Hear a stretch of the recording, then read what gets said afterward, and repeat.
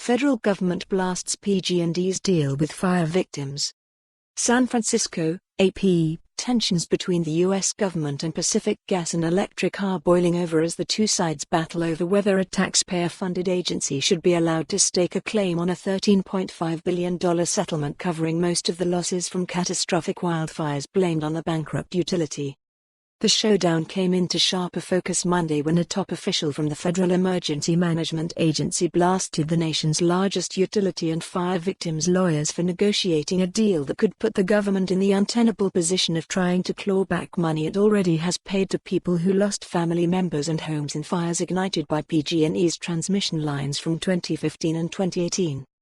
Robert Fenton, a FEMA regional administrator, lashed out during a media conference call held after the San Francisco Chronicle first reported the agency planned to seek repayment of a portion of the $3.9 billion bill that it incurred in the fires from the victims if it can't get the money from PG&E as the utility scrambles to emerge from bankruptcy protection by June 30.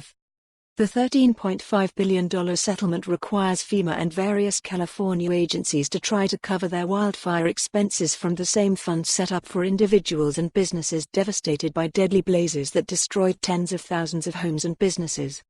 If PG&E doesn't pay, FEMA believes it might have to seek up to $200 million from fire victims who also tap into the $13.50 settlement for some of the same losses that the agency already doled out. That is a public relations nightmare that FEMA is hoping to avoid by reworking the deal that a federal judge approved last month.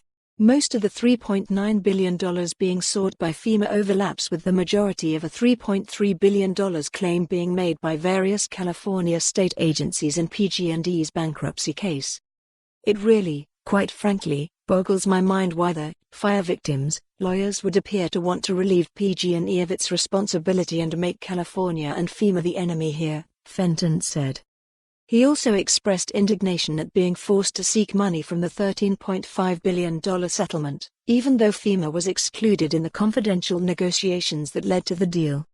PG&E and the lawyers for the fire victims have repeatedly asserted that the government agencies aren't entitled to a cent from the settlement fund, a position that the utility reiterated in a statement issued Monday.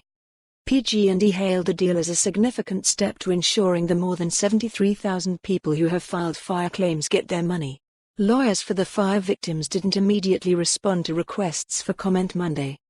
The battle over the settlement fund seems likely to heat up heading to a February 11 court hearing that has been scheduled to hash out the thorny issue.